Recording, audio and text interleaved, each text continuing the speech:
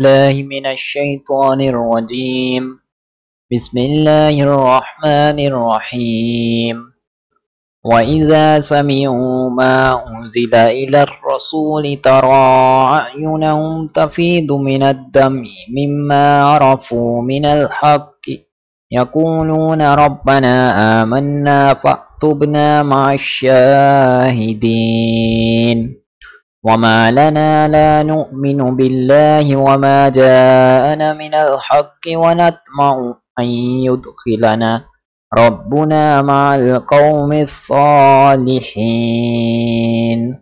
فأصابهم الله بما كانوا جنات تجري من تحتها الأنهار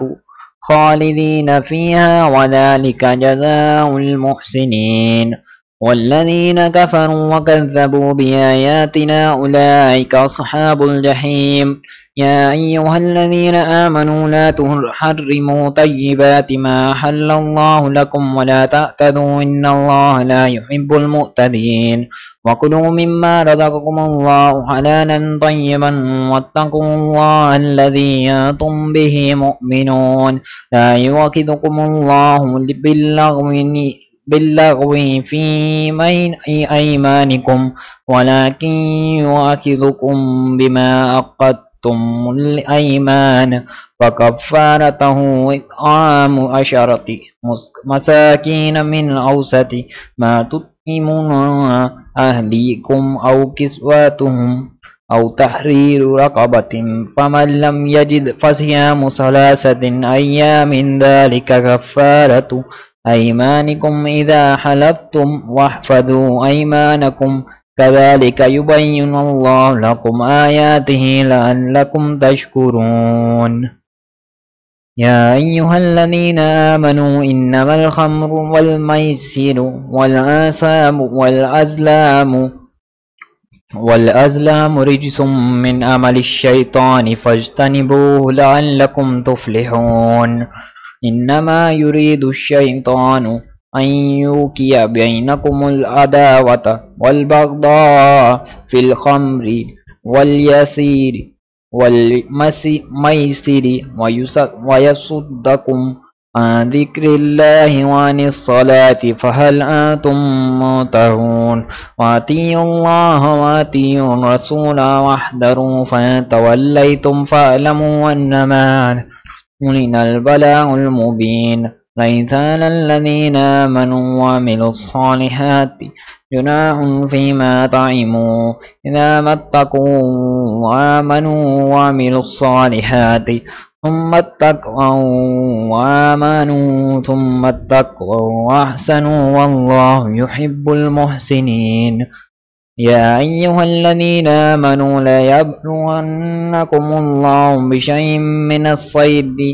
فنله أيديكم ورماحكم ليعلم الله من يخافه بالغيب ومن اعتدى بعد ذلك فله عذاب أليم. يا أيها الذين آمنوا لا تقتلوا الصيد وأنتم حرم وما قتله منكم متعمدا فجزاء مثل ما قتل من النعم يحكم به ذو عدل منكم هديا بالغ كعبة أو كفارة طعام مساكين أو عدل ذلك صيام ليذوق وبال أمره عفى الله عما سلف ومن عاد فينتقم الله منه والله عزيز ذو انتقام. أحل لكم صيد البحر وطعامه متاعا لكم وللسيارة وحرم عليكم صيد البر ما دمتم جرما واتقوا الله الذي إليه تحشرون. جعل الله الكعبة البيت الحرام قياما للناس والشهر الحرام والهدي والكلائد ذلك لتعلموا أن الله يعلم ما في السماوات وما في الأرض وأن الله بكل شيء عليم.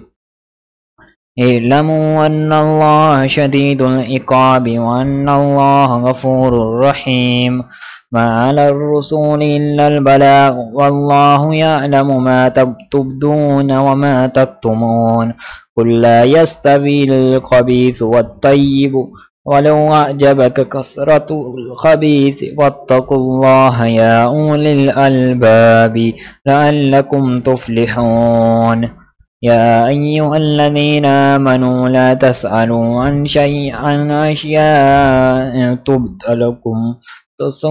تسوءكم وإن تسألوا عنها حين ينزل القرآن تبد لكم عفى الله عنها والله غفور حليم. قد سألها قوم من قبلكم ثم أصبحوا بها كافرين. ما جعل الله من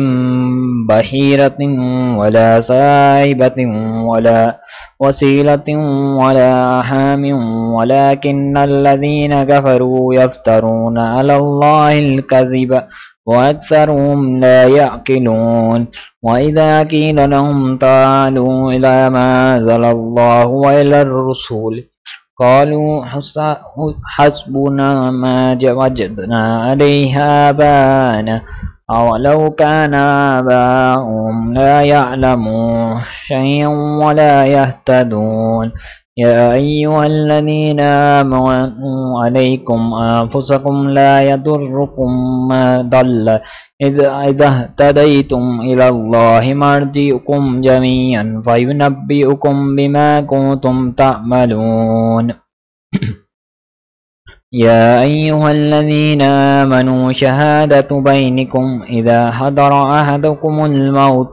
حين الوصية اثنان ذوى عدل منكم أو آخران من غيركم إن أنتم ضربتم في الأرض فأصابتكم مصيبة الموت تحبسونهما من بعد الصلاة فيقسمان بالله إن ارتبتم لا نشتري به ثمنا ولو كان ذا قربى ولا نكتم الشهادة لا إنا إذا لمن الآثمين. من أُصِرَ على أنهما استحقا إثما فآخران يقومان مقامهما من الذين استحق عليهم الأوليان فيقسمان بالله لشهادتنا حق من شهادتهما وما اعتدينا إنا إذا لمن الظالمين. ذلك أدنى أن يأتوا بالشهادة على وجهها أو يخافوا أن ترد أيمان بعد أيمانهم واتقوا الله واسمعوا والله لا يهدي القوم الفاسقين. يوم يجمع الله الرسل فيقول ماذا أجبتكم قالوا لا علم لنا إنك أنت علام الغيوب.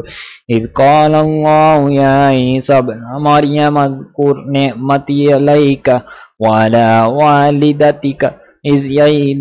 أيدتك بروح القدس تكلم الناس في المهد وكهلا وإذ علمتك الكتاب والحكمة والتوراة والإنجيل وإذ تخلق من الطين كهيئة الطير بإذني فتنفخ فيها فتكون طيرا بإذني وتبرئ الأكمى والأبرص بإذني وإذ تخرج الموتى بإذني وإذ كففت بني إسرائيل إذا جئتهم بالبينات فقال الذين كفروا منهم إن هذا إلا سحر مبين. وإذا أوحيت إلى الحواريين أن آمنوا بي وبرسولي قالوا آمنا واشهد بأننا مسلمون. إذ قال الحواريون يا عيسى ابن مريم هل يستطيع ربك أن ينزل علينا مائدة من السماء واتقوا الله إن كنتم مؤمنين قالوا نريد أن نأكل منها وتطمئن قلوبنا ونعلم أن قد صدقتنا ونكون عليها من الشاهدين قال عيسى ابن مريم اللهم ربنا أنزل علينا مائدة من السماء تكون لنا عيدا لأولنا وآخرنا وآية منك وارزقنا وأنت خير الرازقين قال الله إني منزلها عليكم فمن يكفر بعد منكم فإني أعذبه عذابا لا أعذبه أحدا من العالمين وإذ قال الله يا عيسى ابن مريم أنت قلت للناس اتخذوني وأمي إلهين من دون الله قال سبحانك ما يكون لي أن أقول ما ليس لي بحق إن كنت قلته فقد علمته تعلم ما في نفسي ولا أعلم ما في نفسك إنك أنت علام الغيوب ما قلت لهم إلا ما أمرتني به أن اعبدوا الله ربي وربكم وكنت عليهم شهيدا ما دمت فيهم فلما توفيتني كنت أنت الرقيب عليهم وأنت على كل شيء شهيد تعذبهم فإنهم عبادك وتغفر لهم فإنك أنت العزيز الحكيم قال الله هذا يوم ينفع الصادقين صدقهم لهم جنات تجري من تحتها الأنهار خالدين فيها أبدا رضي الله عنهم ورضوا عن ذلك الفوز العظيم لله ملك السماوات والأرض وما فيهن وهو على كل شيء قدير بسم الله الرحمن الرحيم الحمد لله الذي خلق السماوات والأرض وجعل الظلمات والنور ثم الذين كفروا بربهم يعدلون والذي خلقكم من طين ثم قضى أجلا وأجل مسمى عنده ثم أنتم تمترون وهو الله في السماوات وفي الأرض يعلم سركم وجهركم ويعلم ما تكسبون وما تأتيهم من آية من آيات ربهم إلا كانوا عنها مؤردين فقد كذبوا بالحق لما جاءهم فسوف يأتيهم أنباء ما كانوا به يستهزئون ألم يروا كم أهلكنا من قبلهم من قرن مكناهم في الأرض ما لم نمكن لكم وأرسلنا السماء عليهم مدرارا وجعلنا الأنهار تجري من تحتهم فأهلكناهم بذنوبهم وأنشأنا من بعدهم قرنا آخرين ولو نزلنا عليك كتابا في قرطاس فلمسوه بأيديهم لقال الذين كفروا إن هذا إلا سحر مبين وقالوا لولا أنزل عليه ملك ولو أنزلنا ملكا لقضي الأمر ثم لا ينذرون ولو جعلناه ملكا لجعلناه رجلا وللبسنا عليهم ما يلبسون ولقد استهزئ برسل من قبلك فحاق بالذين سخروا منهم ما كانوا به يستهزئون قل سيروا في الأرض ثم انظروا كيف كان عاقبة المكذبين قل لمن ما في السماوات والأرض قل لله كتب على نفسه الرحمة ليجمعنكم إلى يوم القيامة لا ريب فيه الذين خسروا أنفسهم فهم لا يؤمنون وله ما سكن في الليل والنهار وهو السميع العليم قل أغير الله يتخذ وليا فاتر السماوات والأرض وهو يطعم ولا يطعم قل إني أمرت أن أكون أول من أسلم ولا تكونن من المشركين قل إني أخاف إن عصيت ربي عذاب يوم عظيم من يصرف يومئذ فقد رحمه وذلك الفوز المبين وإن يمسسك الله بضر فلا كاشف له إلا هو وإن يمسسك بخير فهو على كل شيء قدير وهو القاهر فوق عباده وهو الحكيم الخبير قل أي شيء أكبر شهادة قل الله شهيد بيني وبينكم وأوحي إلي هذا القرآن لينذركم به ومن بلغ أئنكم لتشهدون أن مع الله آلهة أخرى قل لا أشهد قل إنما هو إله واحد وإنني بريء مما تشركون الذين آتيناهم الكتاب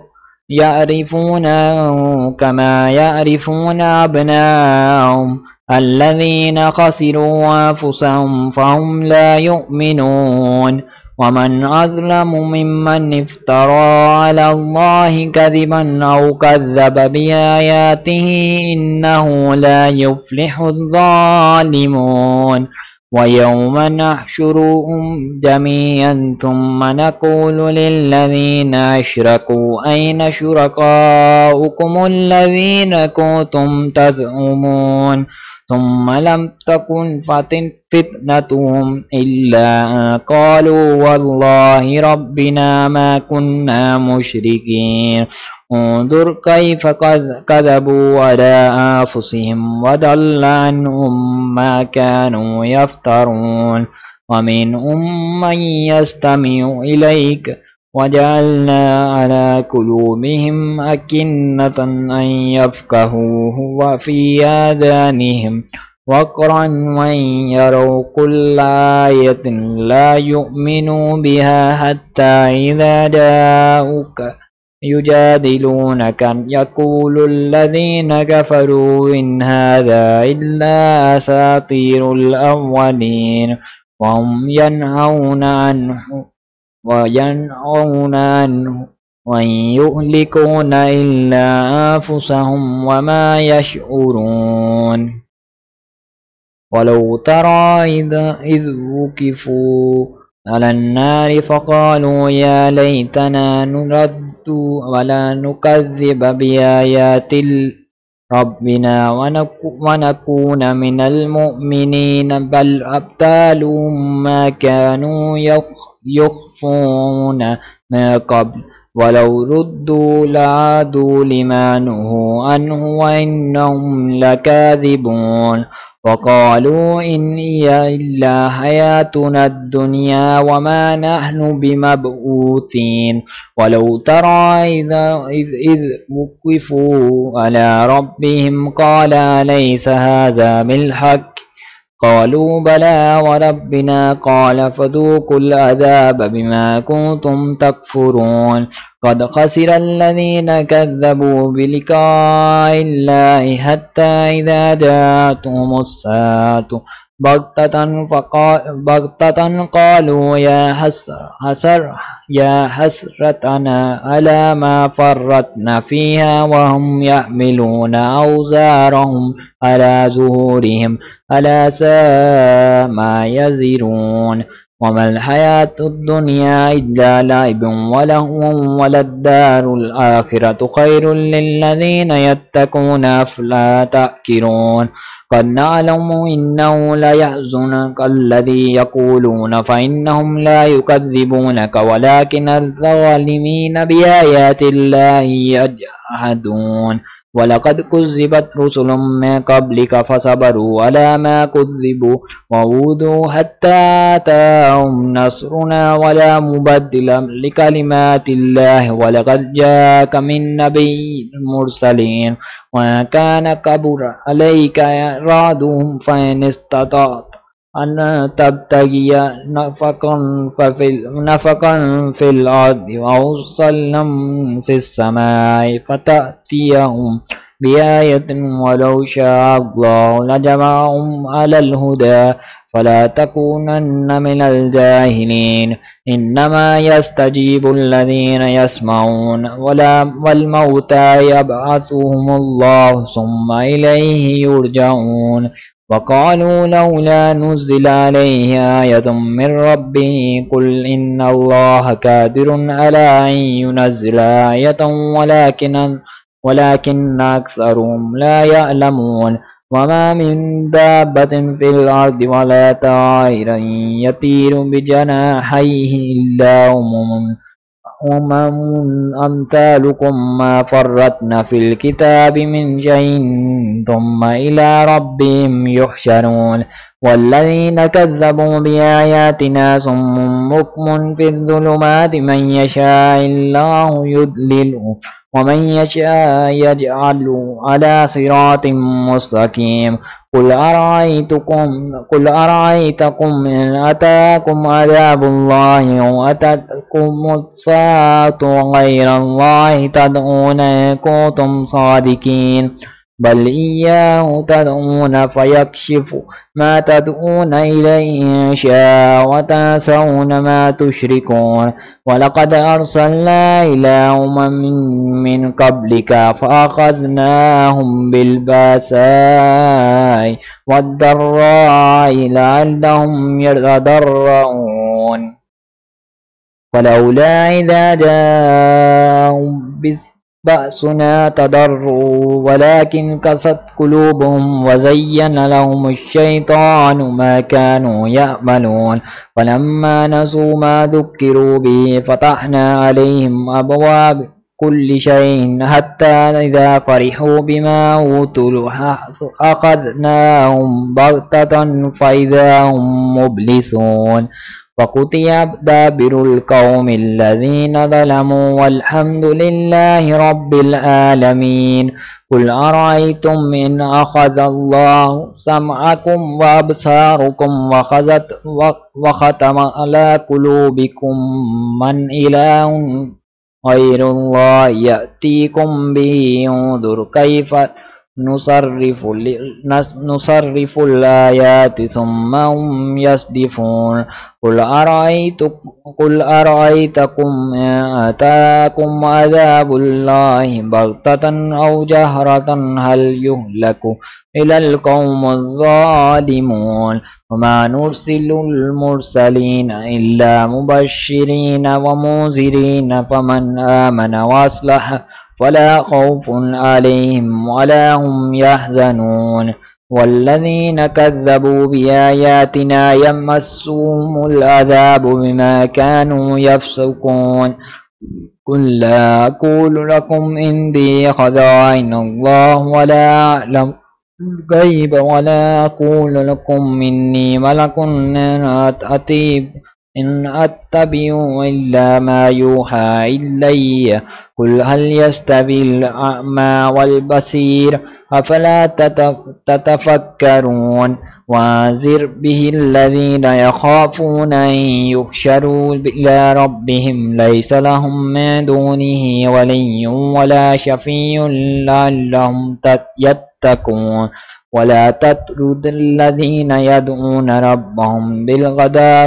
بالغداة والعشي يريدون وجهه وما عليك من حسابهم من شيء وما من حسابك عليهم من شيء فتطردهم فتكون من الظالمين وكذلك فتن بعضهم ببعض ليقولوا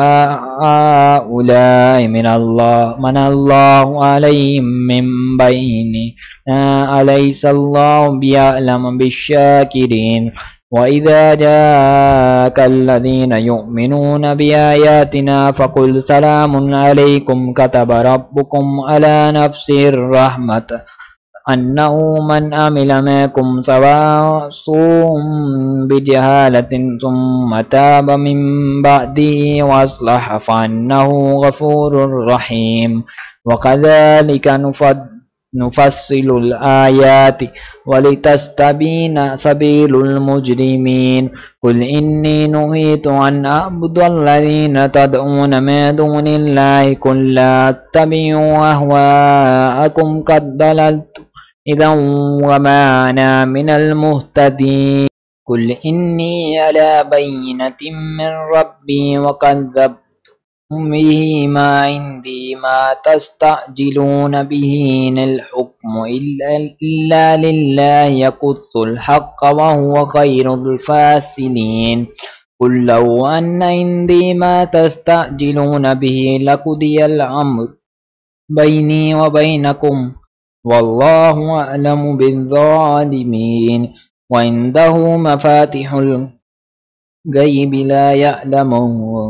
إلا هو ويعلم ما في البر والبحر ما تسقط من ورقة إلا يعلمها ولا حبة في ظلمات الأرض ولا رطب ولا يابس إلا في كتاب مبين وهو الذي يتوفاكم بالليل ويعلم ما جرحتم بالنهار ثم يبعثكم فيه ليقضى أجل مسمى ثم إليه مرجعكم ثم ينبئكم بما كنتم تعملون وهو القاهر فوق عباده ويرسل عليكم حفظة حتى إذا جاء أحدكم الموت توفته رسلنا وهم لا يفرطون ثم ردوا إلى الله مولاهم الحق ألا له الحكم وهو أسرع الحاسبين قل من ينجيكم من ظلمات البر والبحر تدعونه تضرعا وخفية لئن أنجانا من هذه لنكونن من الشاكرين قل الله ينجيكم منها ومن كل كرب ثم أنتم تشركون قل هو القادر على أن يبعث عليكم عذابا من فوقكم أو من تحت أرجلكم أو يلبسكم شيعا ويذيق بعضكم بأس بعض انظر كيف نصرف الآيات لعلهم يفقهون وكذب به قومك وهو الحق قل لست عليكم بوكيل لكل نبأ مستقر وسوف تعلمون وإذا رأيت الذين يخوضون في آياتنا فأعرض عنهم حتى يخوضوا في حديث غيره وإما ينسينك الشيطان فلا تقعد بعد الذكرى مع القوم الظالمين وما على الذين يتقون من حسابهم من شيء ولكن ذكرى لعلهم يتقون وذر الذين اتخذوا دينهم لعبا ولهم وغرتهم الحياة الدنيا وذكر به أن تبصل نفس بما كسبت ليس لها من دون الله ولي ولا شفيع وإن تعدل كل عدل لا يؤخذ منها أولئك الذين أبسلوا بما كسبوا لهم شراب من حميم وعذاب أليم بما كانوا يكفرون قل أن ندعو من دون الله ما لا ينفعنا ولا يضرنا ونرد على أعقابنا بعد إذ هدانا الله كالذي استهوته شياطين في الأرض حيران له أصحاب يدعونه إلى الهدى ائتنا قل إن هدى الله هو الهدى وأمرنا لنسلم لرب العالمين وأن أقيموا الصلاة واتقوه هو الذي إليه تحشرون وهو الذي خلق السماوات والأرض بالحق ويوم يقول كن فيكون قوله الحق وله الملك يوم ينفخ في الصور عالم الغيب والشهادة وهو الحكيم الخبير وإذ قال إبراهيم لأبيه آزر أتتخذوا أصناما آلهة إني أراك وقومك في ضلال مبين وكذلك نري إبراهيم ملكوت السماوات والأرض وليكون من الموقنين فلما جن عليه الليل رأى كوكبا قال هذا ربي فلما أفل قال لا أحب الآفلين فلما رأى القمر بازغا قال هذا ربي فلما أفل قال لئن لم يهدني ربي لأكونن من القوم الضالين فلما رأى الشمس بزاغة قال هذا ربي هذا أكبر فلما أفلت قال يا قوم إني بريء مما تشركون إني وجهت وجهي للذي فطر السماوات والأرض حنيفا وما أنا من المشركين وحاجه قومه قال تحاجوني في الله وقد هداني ولا أخاف ما تشركون به إلا أن يشاء ربي شيء وسع ربي كل شيء علما أفلا تتذكرون وكيف أخاف ما أشركتم ولا تخافون أنكم أشركتم بالله ما لم ينزل به عليكم سلطان فأي الفريقين أحق بالأمن إن كنتم تعلمون الذين آمنوا ولم يلبسوا إيمانهم بظلم أولئك لهم الأمن وهم مهتدون وتلك حجتنا آتيناه إبراهيم على قومه نرفع درجات من نشاء إن ربك حكيم عليم ووهبنا له إسحاق ويعقوب كلا هدينا ونوحا هدينا من قبل ومن ذرياته داود وسليمان وأيوب ويوسف وموسى وهارون وكذلك نجزي المحسنين وزكريا ويحيى وعيسى وإلياس كل من الصالحين وإسماعيل واليسع ويونس ولوطا وكلا فضلنا على العالمين ومن آبائهم وذرياتهم وإخوانهم وجتبيناهم وهديناهم إلى صراط مستقيم ذلك هدى الله يهدي به من يشاء من عباده ولو أشركوا لحبط عنهم ما كانوا يعملون أولئك الذين آتيناهم الكتاب والحكم والنبوة وإن يكفر بها هؤلاء وقلنا بها قوما ليسوا بها بكافرين أولئك الذين هدى الله فبهداهم مقتديه قل لا أسألكم عليه أجرا إن هو إلا ذكرى للعالمين وما قدروا الله حق قدره إذ قالوا ما أنزل الله على بشر من شيء قل ما أنزل الكتاب الذي جاء به وموسى نورا وهدى للناس تجعلونه قراطيس تبدونها وتخفون كثيرا وعلمتم ما لم تعلموا أنتم ولا آباؤكم قل الله ثم ذرهم في خوضهم يلعبون وهذا كتاب أنزلناه مبارك مصدق الذي بين يديه ولتنذر القرى ومن حولها والذين يؤمنون بالآخرة يؤمنون به وهم على صلاتهم يحافظون من أظلم ممن افترى على على الله كذبا أو قال أوحي إلي ولم يوحى إليه شيء ومن قال وأنزل مثل ما أنزل الله ولو ترى إذا الظالمون في غمرات الموت والملائكة باسطوا أيديهم وأخرجوا أنفسكم واليوم تجزون عذاب الهون بما كنتم تقولون على الله غير الحق وكنتم آياتي تستكبرون ولقد جئتمونا فرادا كما خلقناكم أول مرة وتركتم ما قبلناكم وراء ظهوركم وما نرى معكم شفاعكم الذين زعمتم أنهم فيكم شركاء لقد تقطعوا بينكم وضل عنكم ما كنتم تزعمون إن الله فالق الحب ونورا يخرج الحي من الميت ومخرج الميت من الحي ذلكم الله فأنى تؤفكون فالق الإصباح وجعل الليل سكنا